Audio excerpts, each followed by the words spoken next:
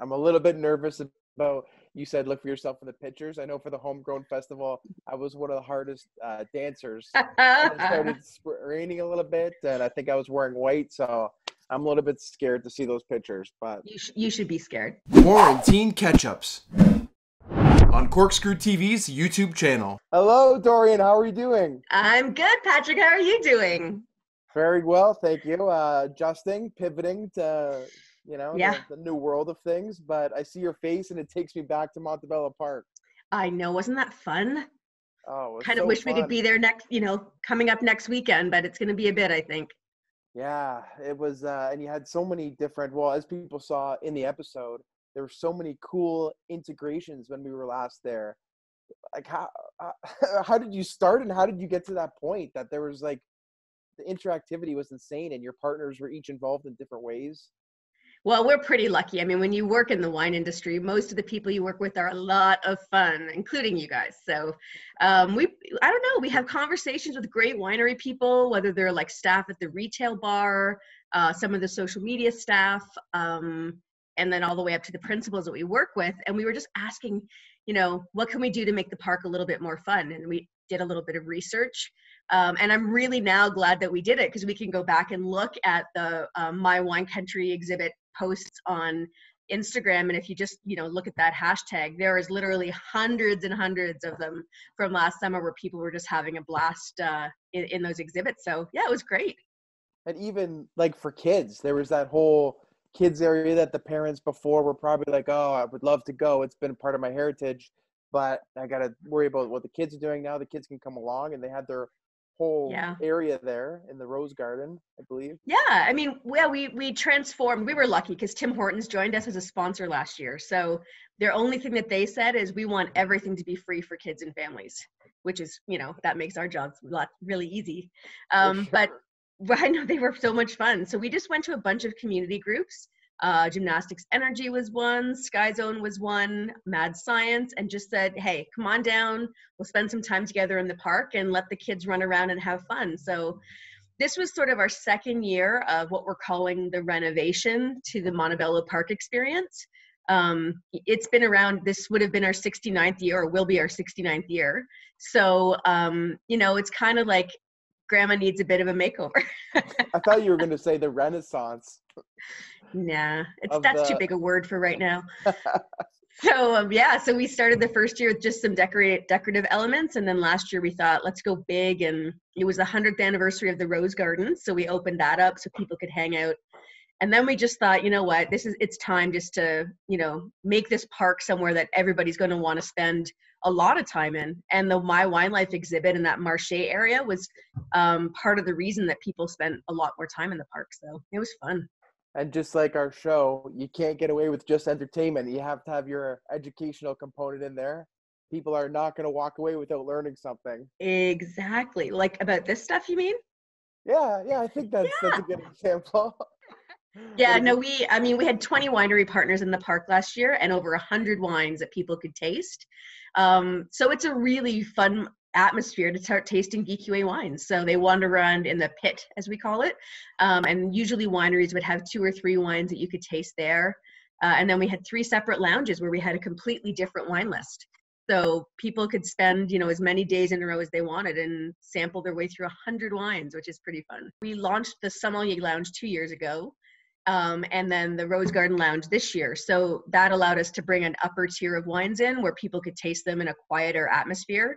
There's lots of tables and lots of seating. So, if you're going to spend, it worked out to $9 on a glass of wine, you want to have a nice place to sit and sip and enjoy it, and really kind of learn a little bit more. And the staff working in those bars and those lounges were either sommeliers or they were in some sort of the wine education program at Niagara College or Brock. So they had a lot of wine knowledge, and they're happy to sit and talk for hours about different VQA wines.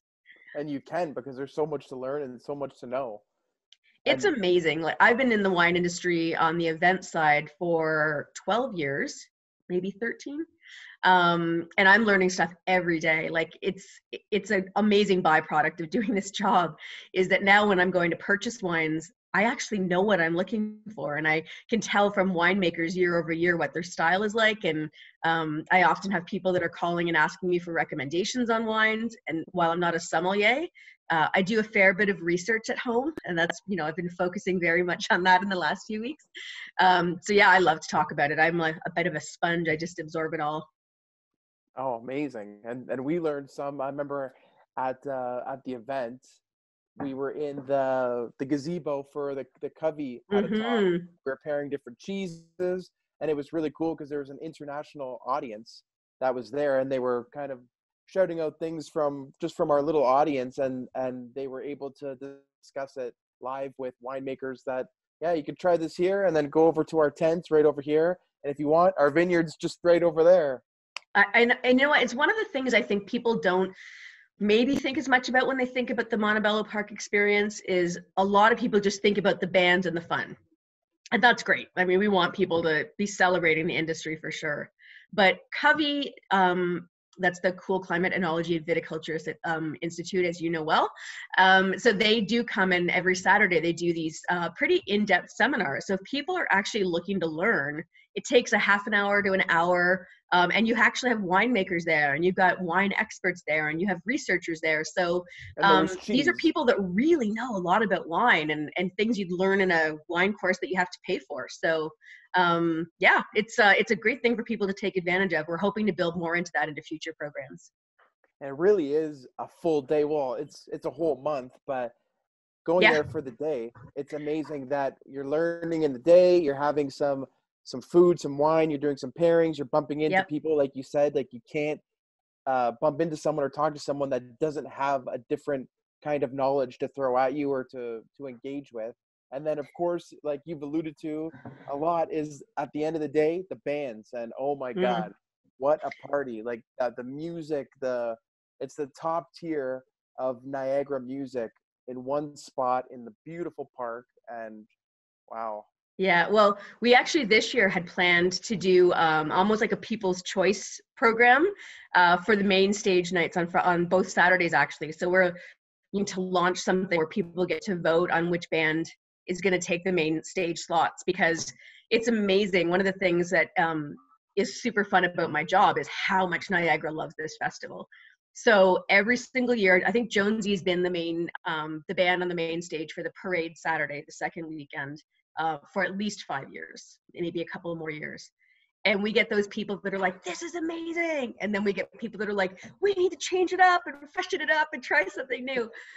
So yeah, we got to the point where we thought, maybe we should just throw this out to the public and let them decide, who do you want to see on Saturday night in that main slot? So yeah, we're kind of going with this, it's your festival, Niagara kind of idea. And we're going to let the public have a lot of say into what they want the future festivals to look like. Cool. True democracy for the festival. Relative democracy, yes. There's still a queen, of course. Yes, well. So, and gearing now, I know it's early in spring. Yeah. What's it looking like for the fall? How are you pivoting? I know everyone's been asked that question, and there's a lot going into it. So what are you thinking? Well, I mean, we've obviously been talking a lot about it. Everyone's talking about it. And we're sort of staying the course right now. We figure we need 10 weeks as the absolute minimum amount of time to get things up and going for the fall festival. So that means we have to make a decision by the middle of July. So we're letting our partners know, the winery partners, the entertainers, the parade participants, that we're not going to be able to make a firm decision until July. But I think it's safe to say that even if we do move forward with the fall festival, it's going to be probably a different fall festival than what people might be used to. It seems that those big, huge mass gatherings of thousands of people are going to be the last thing that's going to be coming back as part of our new normal. So, it might be smaller events in Montebello. It might be things we're doing at wineries. We're really not sure yet. We're just working through a whole bunch of different creative ideas. And as soon as we get a green light, we'll be ready to go. Well, good, because I thought there's no way that the momentum that you've built over 69, 70 years stop. So I just want to make sure, and I'm sure people are curious of what's happening, and just know that there will be something happening. and you guys are working hard to pivot accordingly and follow obviously government regulations. And it is a huge festival. It's not like a small tier festival where maybe we'll see if it's allowed. It's falling under that several thousands of people. So yeah, it's the largest, the oldest and largest wine festival in the country. So it's important we do something. We're hoping to have some in-person events for sure, because virtual festivals are great. And I think there's a lot of really cool things that are happening right now. And we may be launching some of those things for June, because normally we have our TD Wealth tailgate party and the RBC brunch in the vineyard that happen in the end of June. So we're going to be doing some digital things around those. But for the fall, we think it's important to have a way to kind of bring people together, even in smaller groups for harvest.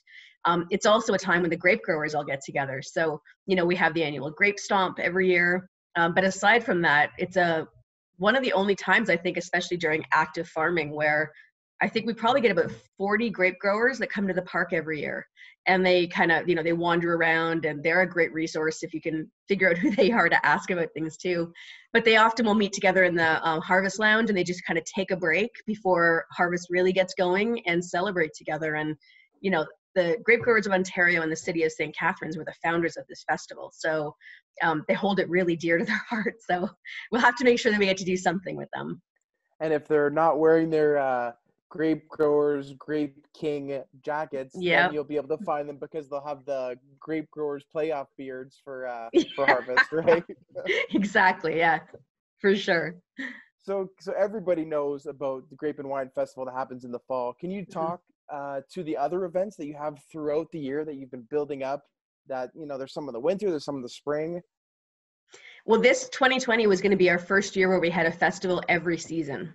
So we finished the Ice Wine Festival and added in the Snow Globe Soiree dining series this year for the first time, which was very cool. It was, we had 10 clear domes that were set right along the railing right along the falls in partnership with Niagara Parks. So we had 5 different chefs on 5 different weekends, and that was absolutely amazing, and something we're gonna bring back next year and hopefully for future years.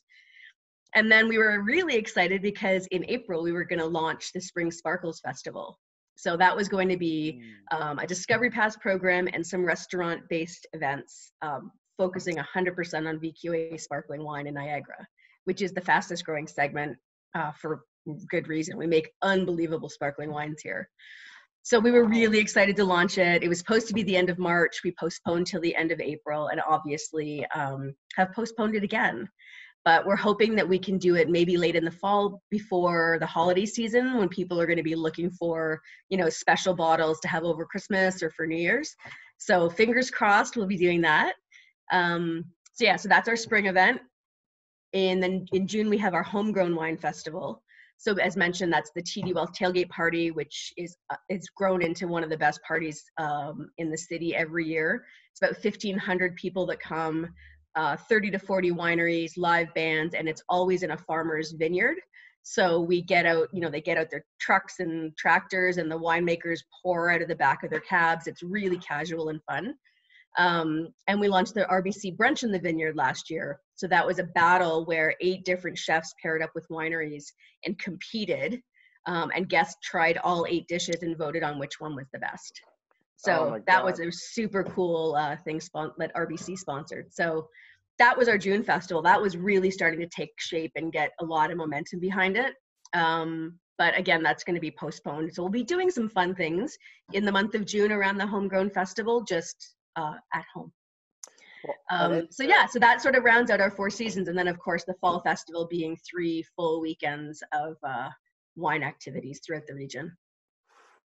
As you're saying each one of these, I'm just having memories of each one. We were at 13th Street. We were at Jackson Triggs. The Ice Wine Gala. We're in Niagara Falls. The soiree along the Parkway. So amazing. And a lot of that is featured in our episodes and our social media. But for the people at home and for the people watching this, where can they access all this information? Because it seems like you guys are constantly working, constantly developing new events. So what's the best way to stay in touch with you and your team and see what's going on? I would say at this point, the best way will be through our social media channels. So at Niagara Wine Fest. We are going to be posting, obviously, we're going to be sharing a lot of the information from our winery partners because they're doing incredible things with all of their wine at home programs, with free shipping. I have been taking advantage of it, and I can't believe the wines come like the next day or within 2 days. So we're going to make sure that we're sharing a lot of that information, but we're also going to be going back and sharing photos from, this time of year we'll be doing a homegrown wine festival images, a nice like retrospective, so people can look for themselves in those photos. And then we'll kind of continue to do that as we move along. Our website, of course, will be updated periodically, but at this point it's, kind of on hold. So, but as soon as we have any information to post, we'll have it there at niagarawinefestival.com as well. But definitely Facebook and Instagram are where we're live every day. Okay, perfect. I'm a little bit nervous about, you said look for yourself in the pictures. I know for the homegrown festival, I was one of the hardest dancers. And it started raining a little bit, and I think I was wearing white, so I'm a little bit scared to see those pictures. But you should be scared. You're definitely gonna be up there, 100%. No one rocks a poncho like you, Patrick.